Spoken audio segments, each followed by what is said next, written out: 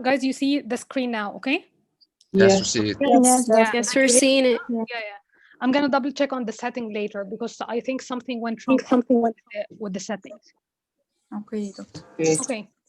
Okay. So can anyone like remind me about what I said last lecture about comparative politics and the definition of comparative politics?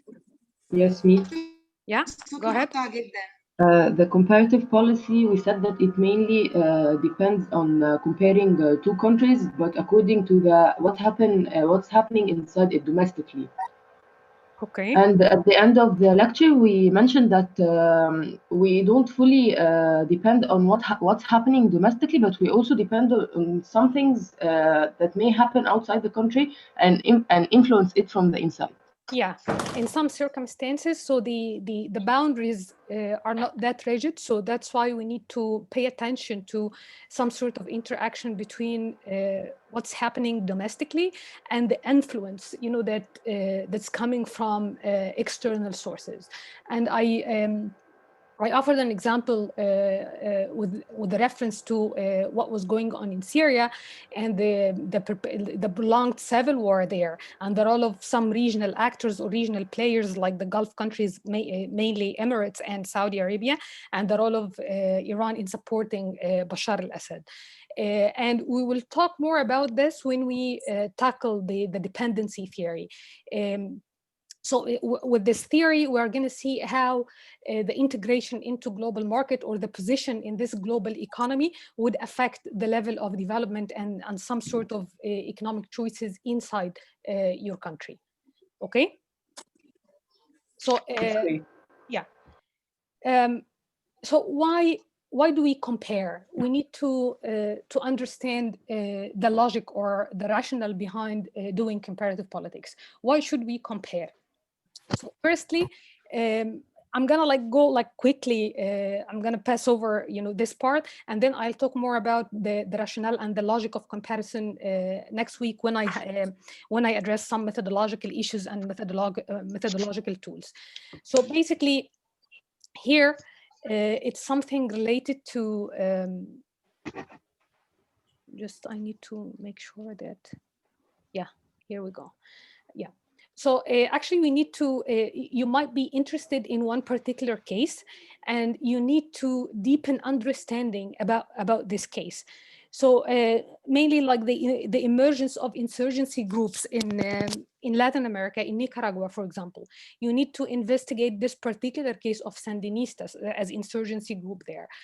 So you need to unravel, you need to decipher this sequence of historical events there in order to make sure what would account for the continuity or the active role of these insurgency groups in relation to or in comparison to different insurgency groups in Latin America. So you need to deepen your understanding about these kind of historical sequence of particular events, and that's it. And another purpose, you might be interested in this, what we call complex causality. You need to uncover the causal mechanisms or the dynamics, how the Marxist ideology affects the action and the organization of these insurgency groups. Or you need to compare different authoritarian regimes that actually all faced some sort of economic crisis, and some of them managed to overcome this crisis efficiently and effectively, while others don't manage to do that. So you need, if you have a theory, you have already existing theory telling you that authoritarian regimes are much more efficient in handling economic crisis, and then in reality you have some empirical cases that said otherwise. So that's why you need to understand, you know, this complex relationship between the two variables, the regime type of like authoritarianism as a regime type, and the outcome variable of economic crisis. So And the main purpose is to evaluate or refine the existing theoretical frameworks or assertions. In this case, you may verify or falsify the existing theories or the existing theoretical emphases. Or you may be interested in collecting some facts from some observations from observable behavior, and then you need to build your own theory or your own theoretical framework. So in this way, you conduct some sort of inductive logic of building arguments from collecting, this facts from micro level or observational level, and then you come up with this after testing your hypotheses. You come up with this broad or abstract statement, which is your new theoretical emphasis or assertion. I'm going to talk more about this next lecture, don't worry, but for now, this is like basic methodological foundation I need to make sure that you all get it properly. Or you might need to, what we say, to make kind of a causal inference. So you might be interested in this particular case, like some Arab countries, they faced severe economic crisis. Some authoritarian regimes in the Arab region faced severe economic crisis, and they managed to overcome this crisis effectively. So you might be interested in these cases, but also you are interested in the general parameter of this issue. So you need to make kind of Nisma? Doctor, can you yeah Doctor, هو أنا مش نسمة بس can you give us an example for these Arab countries, authoritarian Arab countries? Okay, like Syria, for example. If the Bashar, is facing a severe economic crisis after the war, okay, some budget constraints or physical constraints. I'm still explaining this, by the way. Okay. So you might be interested in this case, okay, like Syria, how Bashar is managing to endure or sustain his authority or power. But at the same time, you are in your head, you are interested in this like a theme or this thematic topic, generally speaking. So you need to make an inference, meaning you need to understand from the facts about the Syrian cases, you need to understand some other states or countries or regimes that you actually did not examine. So from what from facts you need to understand something about facts that you do not know. So perhaps like after like close or in-depth examination of these cases, you come up with not only Syria, you have to do like some comparative cases in order to have this sort of general statement or theoretical statement. So perhaps after examining Egypt, Syria, Yemen, Tunisia, and then you make an inference that perhaps when there is some sort of existential threat existing in society, so perhaps like different elements in society. Aya? Doctor, could you speak somewhat slowly? Slowly, yeah, okay. I'm going to repeat, okay? So I'll try to slow down the pace, but I'm going to repeat if you don't understand something, okay? Okay. The thing is, I don't see you. If we have like physical interaction, it would be much easier for me to slow down the pace or to have like proper communication or interaction with you guys. But for now, it's like I'm gonna like repeat this again next week, by the way. But for now, I just make sure that you understand what inference means or what causal inference is. So from these cases, you need to make this generalization or to come up with this abstract statement or theoretical statement about when there is kind of existential threat in particular societies like Islamist or like terrorist in the case of Syria, like ISIS, for example. So the society actually didn't pay much attention or didn't give priority to economic economic issues or economic domain. So that's why they did not, like social actors or citizens, they did not exert some sort of pressure on the existing authoritarian regimes to push for any kind of reform, social reform, because they had another priority, which is like restoring stability or purging the country of fundamentalist or in armed groups. So from these kind of general statements or this kind of theoretical emphasis you came up with your like investigation or examination of some Arab countries, so you make like this inference, perhaps in other countries, when there is kind of existential threat, when these societies face existential threat, so people actually do not pay much attention to social and economic matters. They do care about their physical security and their lives mainly. Okay? Guys? Yes. Yeah? Yes. Yes, Okay. doctor. Yes, doctor. Yeah, okay, doctor. Okay. Or maybe you need to control for different variables. What do I mean by controlling? This is like a methodological step as well. So by having so many or too many cases, so if you have like one theoretical assertion, for example, about the economic crisis and efficient authoritarian regimes in tackling this, you have like one dynamic or one mechanism says, you know what, because they are not like authoritarian leaders are not accountable for the republic, or they don't have any accountable representative institutions like the parliament that they just rubber stamp their decisions. So they don't need to go through this kind of complicated or longer processes or steps in order to issue laws or decisions in order to handle the crisis. So it's overnight, they can take like, one quick decision without bothering about publics, the reaction of the citizens or the reaction of some representative institutions in their countries. But you came up with different theoretical assertion about, this existential threat thing. But you need to compare between different cases. Like, for example, if you need to make sure that you can generalize, you can reach, this with some degree of certainty.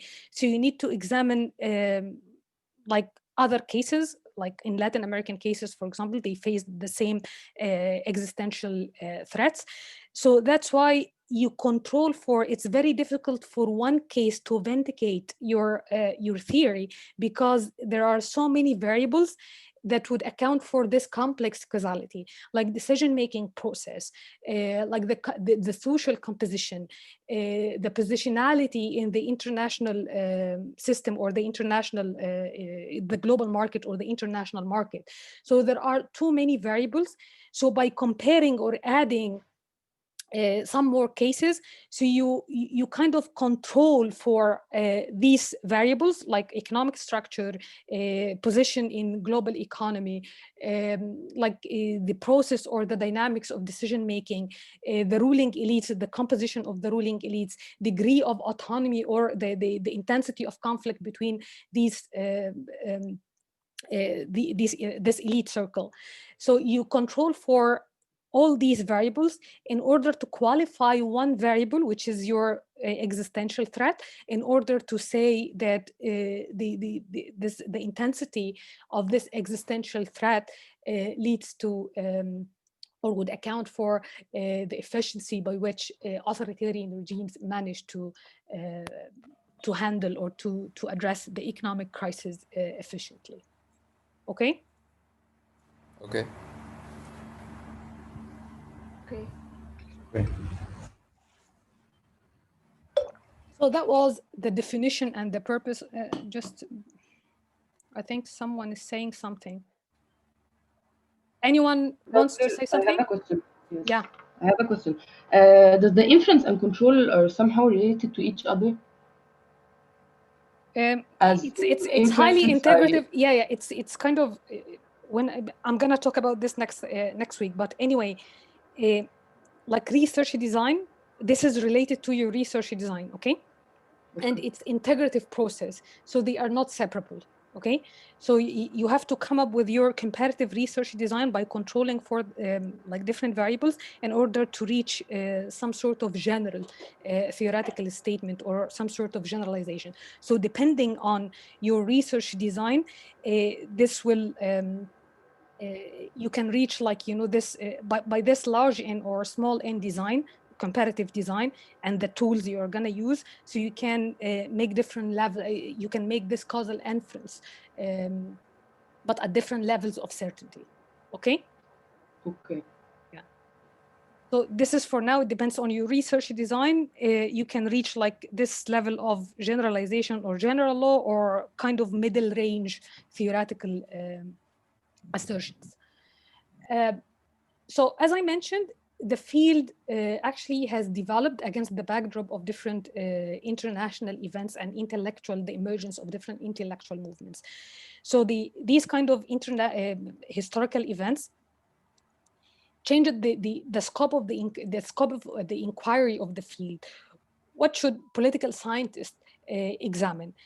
Should we focus on only legal institutions and formal institutions, or we should include different other issues or different levels of analysis?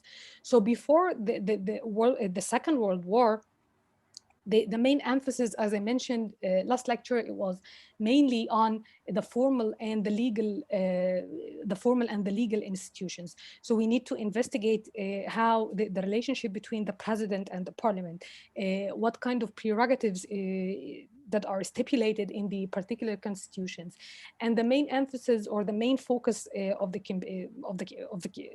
comparative design was mainly Western democratic countries. So they had like this sort of false sovereign states and this sort of democratic and capitalist developments. So it was kind of Eurocentric idea about doing comparative politics, because back then, except for like, you know, the Middle Eastern countries and this kind of fierce competition between different European countries over overseas colonies. So there, you didn't have like, you know, too many countries, you know, to investigate. Like Sub-Saharan Africa and the Middle East, they were subject or they were under the influence of some colonial power in a way or another. So that's why the main focus was mainly on these formal and legal institutions and constitutional designs, and mainly on this Western democratic and developed nations. So it was a very narrow range of issues you can, like comparativists did investigate during that period. And then after the Second World War, after some empirical or some historical events happened, like the rise of fascism and Nazi regimes in Germany and Italy. Some European countries went into like devastating wars. After the Second World War, some national liberation movements emerged in order to lead the struggle for independence in Africa and in the Middle East and North Africa. So that's why like political scientists and most especially comparativists, they did pay attention to these new issues and these new areas of inquiry. So that's why it led to like the nourishment or the Nurhan, you want to say something? Doctor, there is a problem in, I can't hear you. Nurhan or who? Guys, you all hear me? Yes. Yes. So perhaps you have something with the connection. Yes, doctor. Yeah. Okay, so after the Second World War, so what happened was like the nourishment of this area studies. So you need to send scholars to Sub-Saharan Africa to understand how national liberation movements transformed themselves into one dominant party rules in these areas,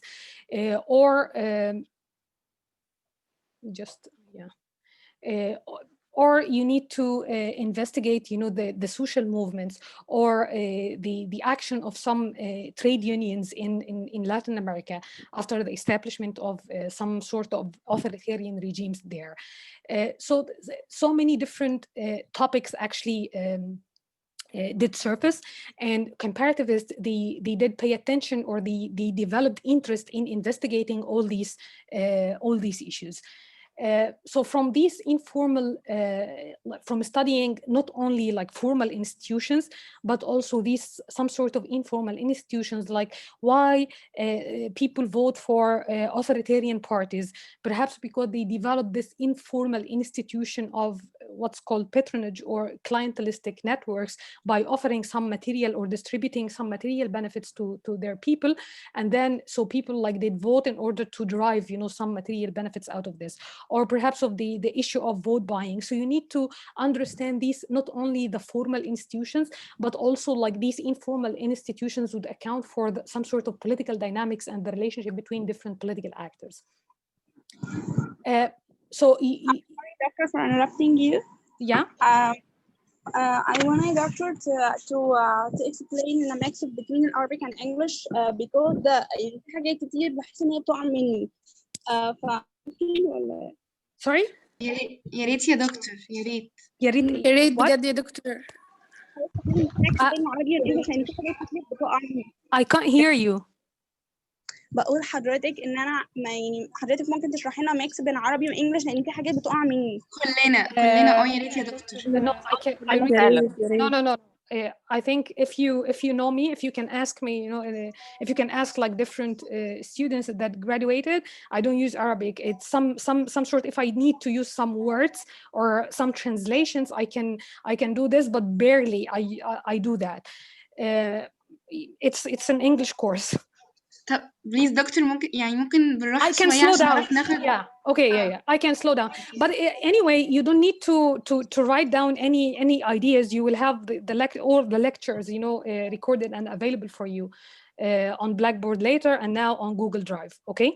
So don't get like over worried or worried over, you know, these kind of jotting down ideas. Okay. Okay, doctor, thank you. Okay. So you have like these informal institutions you need to examine, and all these and even players outside of the government arena or the domain of the formal institutions and the government institutions. And you may also need to understand power relations and dynamics. So the decision making or the decision makers are influenced by some interest groups as well, like how business associations and business people would influence the decision-making process in Tunisia or in Egypt, for example. So you need to understand, even like, you know, you need to pay attention to non-state actors, okay? Like you need to pay attention to some social forces that would account for different dynamics, social movements, interest groups, or how they would organize, you know, lobbying, or how they lobby in order to influence the decision-making process. So they actually broaden this scope of the range of the questions comparativists would examine or would answer, and they actually develop different levels of analysis. So from formal institutions to informal institutions, you can understand the functionality of these institutions in relation to different actors, and you can understand you need from these institutional level to behavioral level or micro foundational level. You need to understand why people engage in contentious behavior, why people vote for particular parties. You need to understand how ideational forces like Marxism or liberal or Enlightenment ideas would affect political behavior or political actions. Okay, so guys, after I finish, like after each section, don't interrupt me, so we can organize it somehow. After I finish, like, you know, a slide or one part, I can leave some room for you to ask your questions or to express your worries. Okay? Okay, doctor. Okay, so far, should I proceed and move on? Malak, I think. Malak? Yes, I have a question, Doctor. Yeah. Do I need here to know only that our focus changed before the World War and after, or I need to know every step of this? I'm coming. What do you mean by every step of this? Yani, I need to memorize everything that in this slide, or I just need to know that there was a huge change in our focus before Okay, the World War guys, and don't after. worry about the exam now, okay? Just understand, just try to understand what I'm saying, okay? And then when we get closer to the exams, I can tell you how to study, okay? Just understand, okay? Okay. So these kind of historical developments is related to in the with their implications, you know, for the study or the range of the questions comparativists they don't care about. It's pretty much related to I mean, like political scientists, especially in the subfield of comparative politics, they have been dreaming about reaching the somehow like this one theory that would interpret or examine everything in social and economic in social and political domains. So having or this dream of building a general theory or a general law that would interpret or examine or help us understand different social and political phenomena have been like one of the major concern in comparative politics or between political scientist community. I want to introduce, like, can anyone guess what do I mean by a paradigm? Like having one paradigm, like as political scientists, as scholarly community, having one paradigm to guide us while investigating and examining different phenomena. Paradigm. Okay, so Something with the silhouette that every political scientist moves inside to explain a social phenomenon or a political phenomenon. A repeated pattern. Repeated pattern? Yes. can I add something? Yeah. It's like Okay, so it's a kind of a belief or a thought that white people believe in it. Okay. It's the kind of an ideal, yeah. Something ideal that we reached and everyone should follow. Yeah, it's Ideal more or theory, less. for example. Yeah, it's more or less. It's kind of a consensus among us as a community. What kind of questions we need to tackle? It's what kind of, you have like kind of a textbook with the tools we need to deploy in order to answer these questions.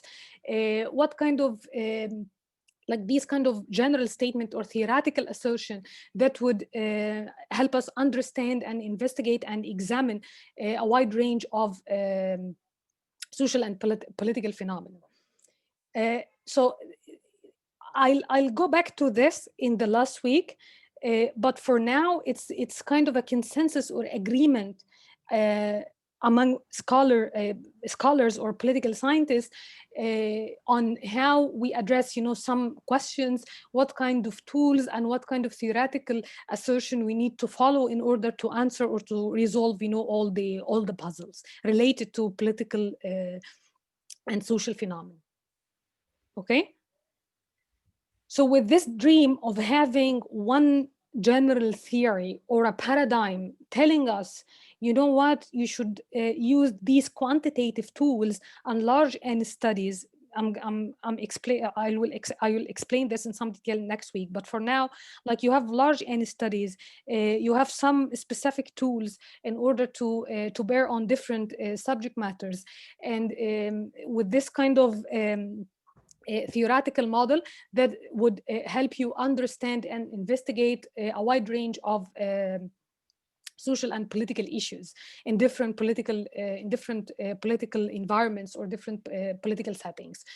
So they had this dream, but this dream never they did never, you know, achieve or reach this level of like consensus to materialize, you know, this kind of scholarly consensus among one single community. So it's hard to speak of this coherent community amongst political scientists.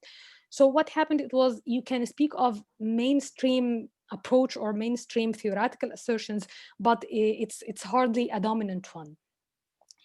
And this is related to the development of the field with regard to the methodological tools, and the issues or the scope of the inquiry is related to the notion of scientific knowledge. What actually constitutes a scientific knowledge?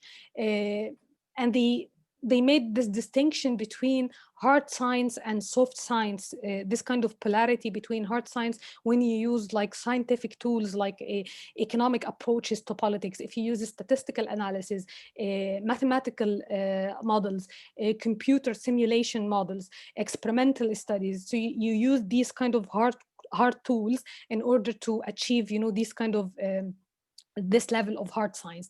And then soft science,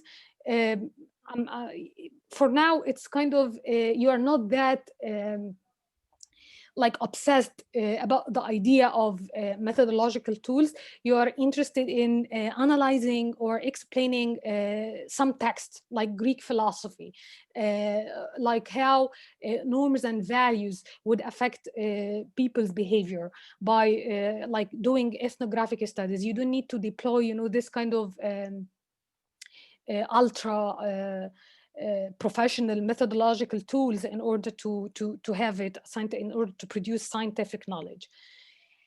And this dichotomy for many political scientists, it's related to this behavioral movement that emerged in the 50s and the 60s of the 20th century.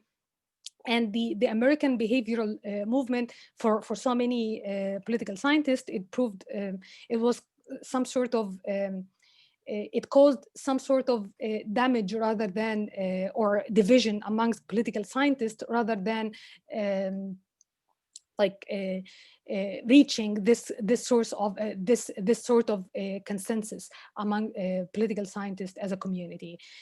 So according to this movement, the traditional approaches to political science as this kind of legality or constitutional approach to study particular institutions, these kind of traditional approaches and even the normative theories, it didn't make political science as a science in a proper sense. So what we need to examine, we need to examine only observable behavior, okay? So if you cannot observe and generate some sort of, you cannot test some sort of hypothesis against these observations, so this is not kind of knowledge or scientific knowledge you are going to produce. So only like observable behavior that you can subject, you know, to like severe or hard test in order to reach theoretical assertions or theoretical statements, this only would produce scientific knowledge. Other than that, like theology, religion, and mythology, they are not like scientific knowledge, because you cannot like subject, you know, all of these like facts or observations. They are not observable, you know, these kind of facts and statement you cannot subject to harsh test. So the movement emerged in the 50s and 60s and dominated the debates inside, you know, the community or of political science or their annual gatherings and annual conferences. But it had, the movement had some philosophical and historical roots in logical positivism as its philosophical roots, or what's called like Vienna Circle in the early of the 20th century. So according to this, it became very popular in Germany and Britain. According to this, it's only if you can compare or test some facts against observations, and you can subject, you know, these facts to empirical tests, so you can produce this kind of scientific knowledge. So basically, you need to understand the behavior of institutions or different actors in the political domain, and you need to know this kind of test would verify or falsify your theoretical assertions. So by this kind of testing or empirical testing, you can you can prove yourself, you can know when something went wrong or when you are wrong. So you can make a statement which is falsifiable because of these kind of empirical tests. So this is the only way to conduct, you know, scientific research and to produce scientific knowledge. So accordingly, they had some pillars that would define what's called behavioral credo. So basically, knowledge is completely separable from action. So you have to produce value free. You don't bring your values or your own experience to your research. So it has to be value free. And with this kind of testing, it has to be totally impartial. And after I finish this, I'm going to take your questions. So in very objective and impartial way.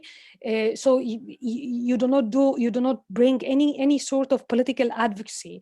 You do not care about any kind of policy implications. So this kind of knowledge, the producing knowledge, is totally separable from your action and beliefs and values and norms.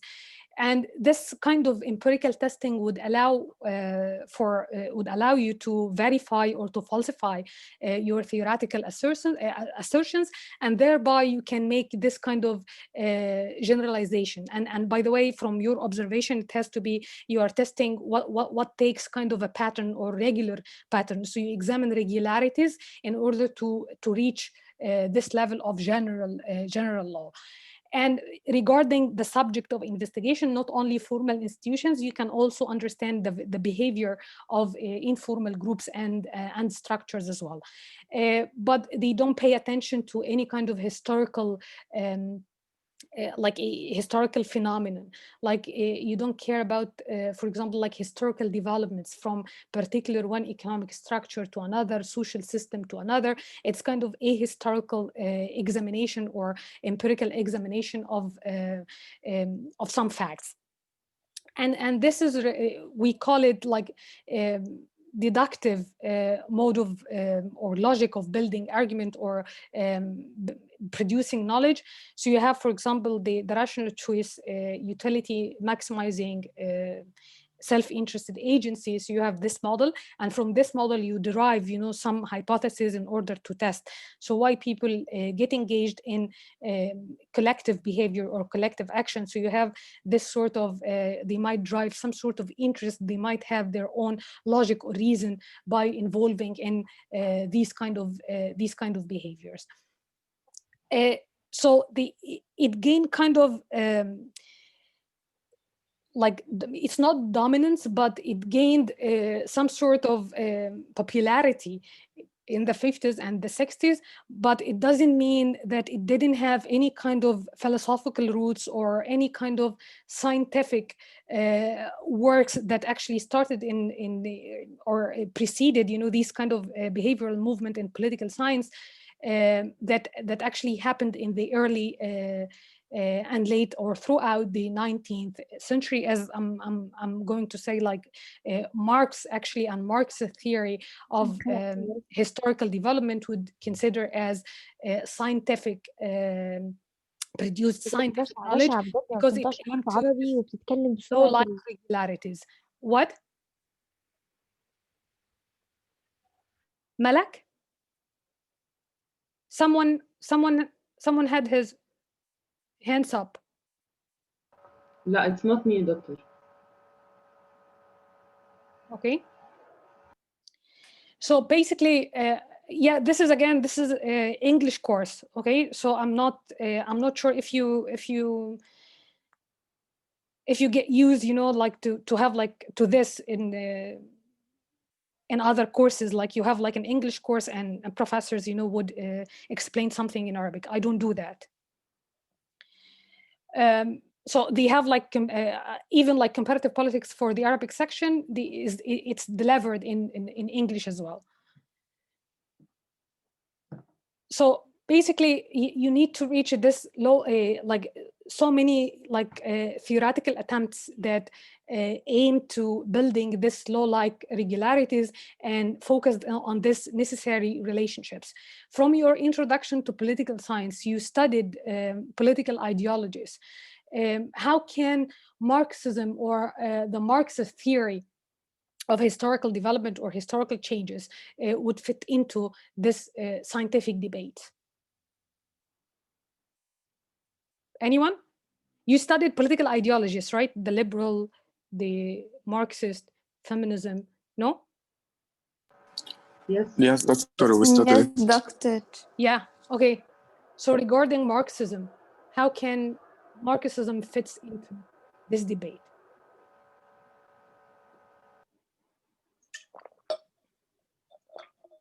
Anyone? I think, you know, Marx had proposed some hypotheses, and those hypotheses were Who's talking? somehow Ahmed.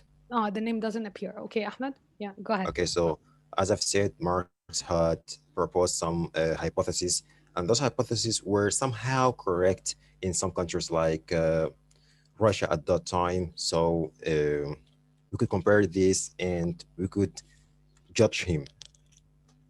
Yeah, but again, what do I mean by scientific knowledge or general law? So what kind of general law the Marxist theory tells us?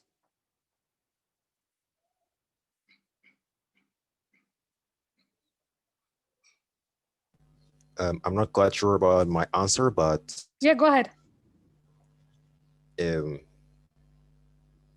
No, I can't provide no more answers. Okay. Okay.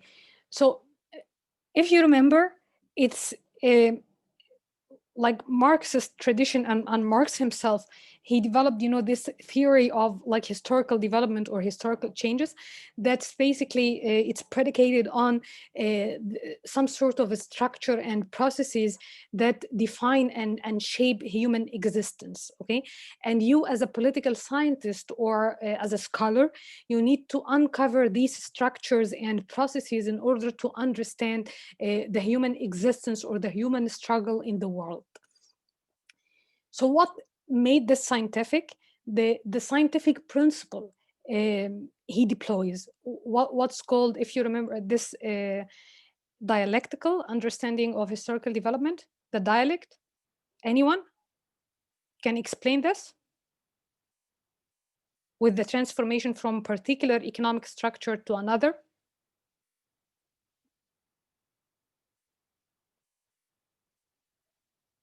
Okay.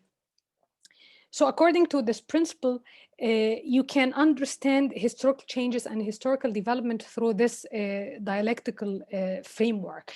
So it's all about if you have these kind of contradictions between the thesis and antithesis, and this kind of interaction between the contradictions that emanated from the thesis would trigger a movement from antithesis in order to establish kind of a new thesis. For example, the contradictions in the capitalist system would lead to economic crisis, and this economic crisis with the class struggle would establish eventually this socialism and the dictatorship of the proletariats because of the struggle of labor class. So from the contradiction in the capital system, this would inevitably lead to economic crisis, and from this economic crisis they would lead to a new thesis, which is the socialist economic structure. So from this perspective, this theory of historical development and this scientific principle makes this actually makes any historic change travels across time and space. So the theory holds across time and space. So you cannot perceive history in its totality from this transition from one particular mode of production to another economic structure or another mode of production. But the thing is, the Marxist tradition, Marx and Marxist traditions, didn't separate knowledge from action, because it had this kind of, in order to end this exploitative nature of capitalism, so they had this value, or you need the knowledge of the historical change is not that separable from the action of giving emancipation or putting an end to exploitative structure.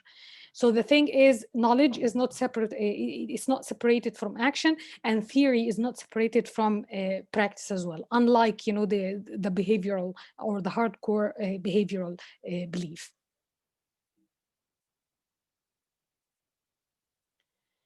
And this actually triggered this kind of hardcore belief in objectivity and impartiality, triggered a counter movement from post-behavioral proponents. They actually, they still believe in like observable behavior and like testing against some observations, but they do believe in diversifying your methodological tools, for example, and you do need to be fully committed to this objectivity or the value-free science and value-free knowledge. And they introduced different idea that instead of committing yourself as a political scientist to they attain to be like a socialist, or to achieve, or to make, you know, this socialist path achievable or attainable, you as a political scientist, you can produce knowledge that this knowledge has some sort of relevance or policy implications. So you need to produce knowledge in order to enable decision makers or policy makers in order to improve on their economic decisions or political decisions or public policies. So you need to put your knowledge to work in order to improve and shape your society. So they introduced this idea of relevance without any sort of, so they rejected, you know, this pure notion of value-free science or the separation between value and knowledge, but at the same time, they liberated themselves from this kind of commitment to a particular course of action, which is political science is not necessarily a socialist and or a socialist of a particular kind, like a Marxist socialist, for example. So they actually liberated themselves from this idea, and they did believe in this interaction nature, or the difficulty of separation between knowledge and value, and it has to be some sort of it has some relevance to decision making or policy implications. So all the historical developments of the field of comparative politics in terms of what kind of questions, what kind of scientific tools or methodological tools, it's pretty much related to this notion of what makes like a field kind of scientific, what makes it a science, and how can we define politics?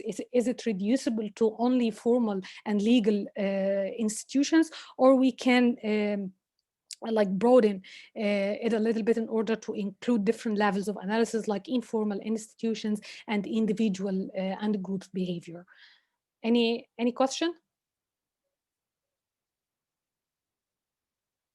Any question, guys? Yes, doctor, in the part of Marx, Yeah. I didn't understand we should depend on the historical development, or we shouldn't, because sometimes it will mislead us. I can't get this.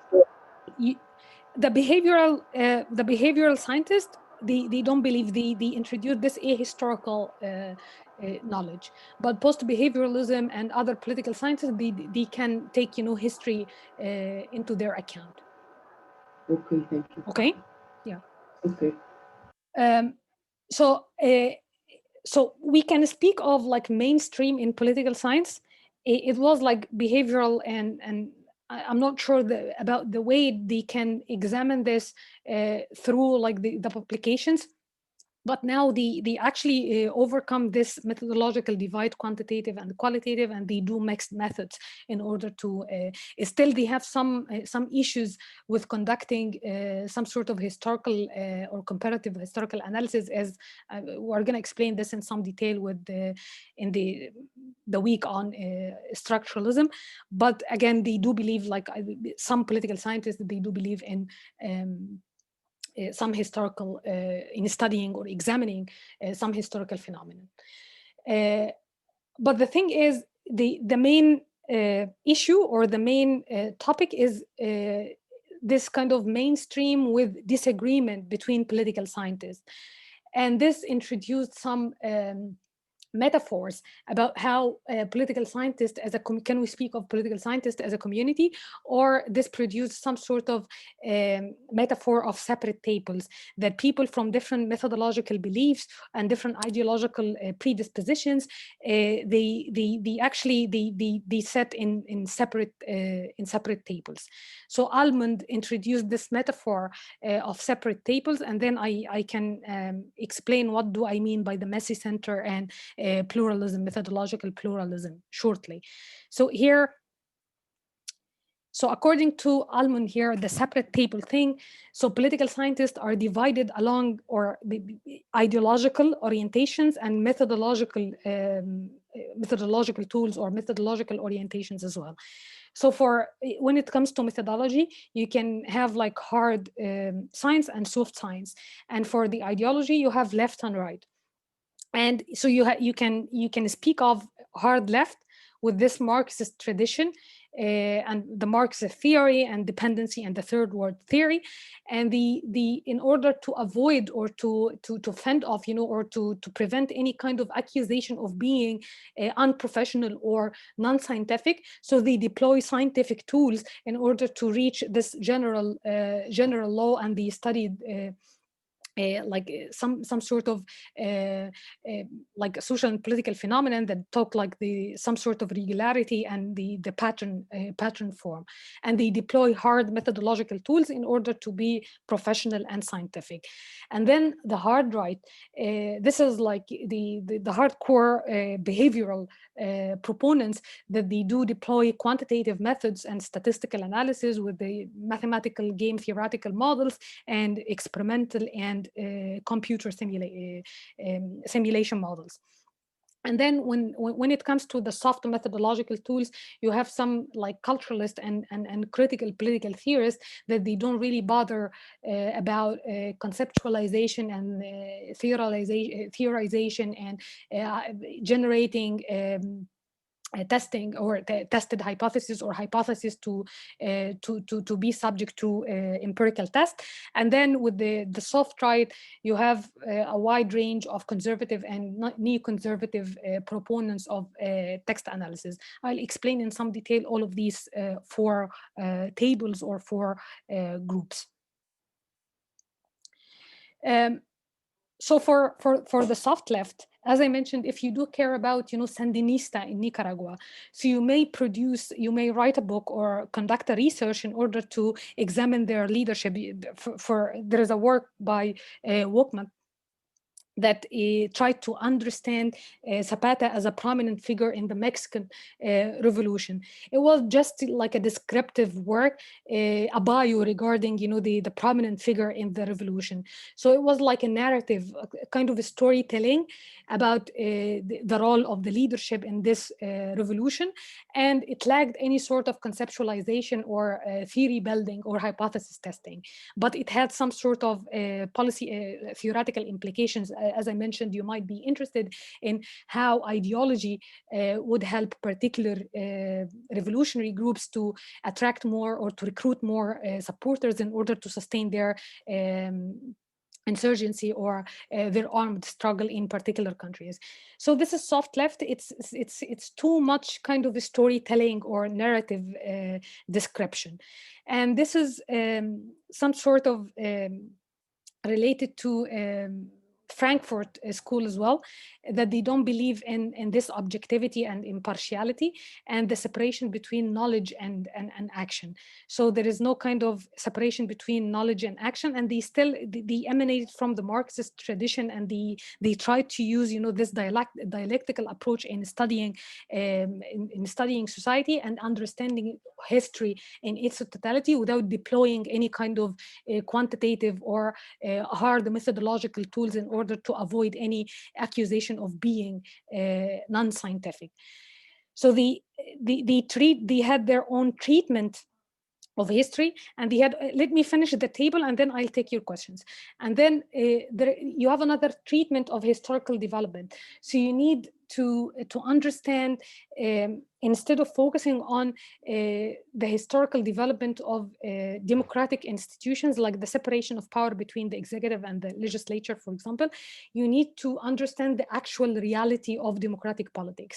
So some studies focused on how politics boil down to some disarticulated elites that they formed some sort of interest and issue networks that precluded the promulgation of or the making of effective public policy. So instead of, they continued their attack on this professionality or how to make political scientists as a professional ones, and they developed some sort of commitment to improving society or like making more effective public policies, and studying some sort of informal power centers in order to make a distinction between like what kind of social groups that have kind of de jure power and others that they have like de facto power. And then you have the soft right, that they do care about text or conducting text analysis. It's kind of still soft methodological tools that they don't deploy this kind of hard scientific tools, or they don't deploy like statistical or mathematical tools in order to investigate the subject. So according to this, they rejected any kind of historical. They are ahistorical. They don't care about historical developments or historical change, but and they are traditional in their methodology, and they locate the position. They locate on the right of this political spectrum. So they do care about, if you analyze the old text, the truth actually lies in these texts, and the truth actually transcends, or it holds across time and space and context. By digging deeper into existing texts, you can reach the truth and make truthful and produce truthful knowledge. But they don't adopt any kind of hard methodological tools while doing this text analysis, rejecting this historicism and sociology of knowledge. And then hard left, they actually still from the Marxist tradition, but they deploy, they actually refuse to buy into this anti-professionalism of the left, and they decided to subject their ideological and leftist beliefs and ideals and ideologies in order to generate hypotheses, and these hypotheses will subject to some empirical test. Like the proponents of dependency theory, I'm going to explain this, I think, in the last, not the last week, the one before, when I talk about state and market. And then the hard right, as I mentioned, this is like the ultra professional at their methodological levels. They deploy these kind of methodological statistical methods and tools in order to, and they had this kind of, I'm not sure, but it's somehow like inferior. They look at this kind of descriptive and soft historical studies as kind of inferior and unprofessional to this kind of level of professionalism and scientific knowledge. So as we're going to see, not the next week, the one after, when we study like rational choice, how they address some issues regarding voting behavior, decision making, the public policy making, the formation or the building of coalition and decision making, and it actually builds on how self-interested or self-interest agency actually makes rational choice based on maximizing benefits and minimizing costs. How to utilize, how actually to maximize your utility and to minimize your cost as a rational actor. And then you can generate hypotheses like, if you need to maximize votes as a political party, this is your as an actor, as a political party, you need to maximize, attract voters and maximize votes to have like a large number of seats in the Congress or in the Parliament. How to position yourself in order to attract more voters as a rational behavior. And then from the criticism, they received because of I'll explain this in some details, but for now, it's kind of bounded rationality and some cognitive elements and cultural elements as well, like would motivate or would govern your behavior and your perception about your role in society that might be or might sound or appear as irrational behavior. So you are, as an actor, your action as an agency, your action is embedded in some sort of duties. So you pay attention to your duties and role and rules as well, and your obligations. And like the neo-institutionalism or rational choice institutionalism pays attention to this rules ones. Okay, any question? Yes, doctor, I'm sorry for interruption. Yeah. I have a question. Yeah. Is the most what you say lectures is exist in the book or not? Mm-hmm. Yeah, I cover all the material, even the recommended, okay? Okay. Okay, yeah, doctor, thank you. Yeah. But as I mentioned, the recommended is kind of bonus, but you need to understand the lecture, okay? Okay. So in reality, so the separation is... Doctor, excuse me for the interruption. Yeah? Our main source for studying are the Zoom lectures and the book? Yeah, guys, the contract between us is the syllabus, okay? So every week you have a list of readings, required ones and recommended ones, okay? Okay. I can add, you know, some from, like, you don't have like the exact, like, it's not like I memorize, you know, the books and the material I deliver in lectures. So it's here I explain and I simplify some issues, okay? Okay. But it's more or less all like do exist in the readings, you know, I listed in the outline. Okay. Okay. The readings that we get from the printing house beside the faculty? It's the one on no. You have the digital sources will be available on Moodle, and then Blackboard when you all like don't have a problem with enrolling in the having like account or accessing the course on Blackboard, and then you have like some hard copies. The one I wrote next to them on reserve, okay? The one on reserve, even the recommended, by the way, I left at al-Matba'a, okay? Okay, thank you. But the outline is essential, okay? Okay, thank you. Yeah. So here, the separation between different political scientists, like the separation is real, but it's not that rigid or neat in reality, because effectively the vast majority of political scientists, or like the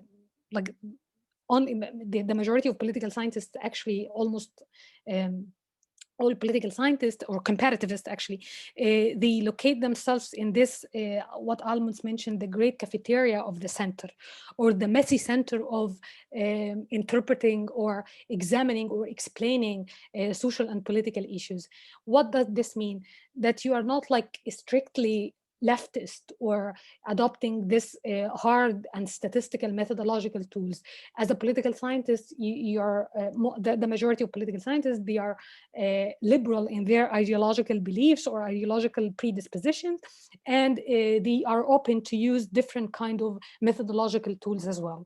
So that's why they are like this is the great cafeteria of the center and the messy center, because they deploy different methodological tools, and they don't have this kind of strict, ideological divisions that would direct the way of conducting research and producing knowledge.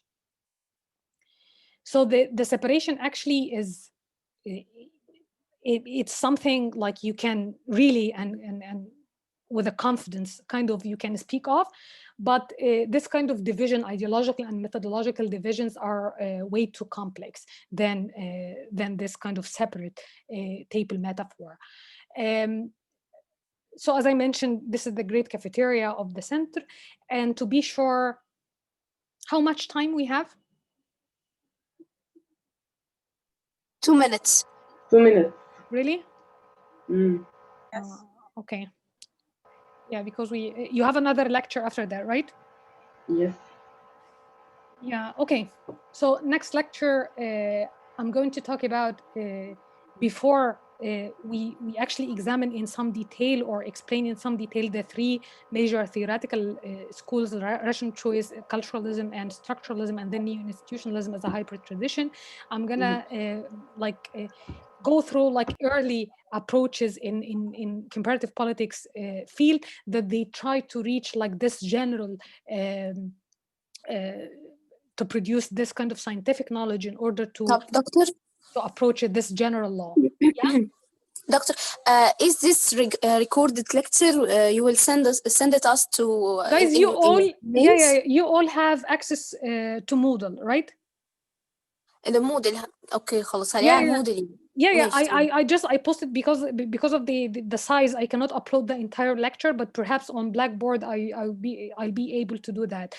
So that's why I post a link so you can download the lecture, the MP4 video at Google Drive. So I post a link, to Google Drive, and you can download the lecture from that link. طب another question يا دكتور، انا اسفه معلش.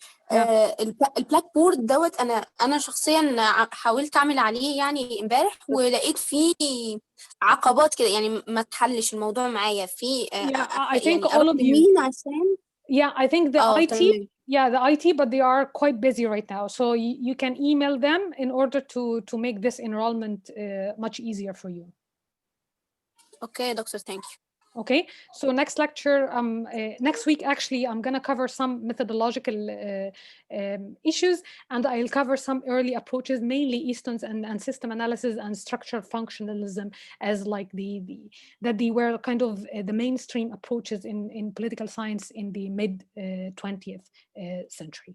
Okay? Doctor, I'm sorry, one last question. Are these slides are going to be uploaded to the Moodle? You need the slides without the video? We need the slides. Okay, I can do that. Thank you. So next time I'm gonna like sort out the camera thing, and like the only way of communication is through like Moodle, and then let's hope like next week or a week after on Blackboard. And meanwhile, if you have any question, just drop me a line. Doctor. Yeah. The course name Comparative Politics Group 2 on the Moodle. It's not Group 2. So what's the name? I'm going I couldn't find it. Yeah, it's like abbreviate. I used like comps, theories of comps. Okay. Yeah, I'm going to email you all the name of the course in order to make sure that you just did registration in the right one. Okay, thank you. Okay. Any questions so far, guys? Yeah, okay. So that's all for today, and see you next week, inshallah. Okay, bye-bye. Bye.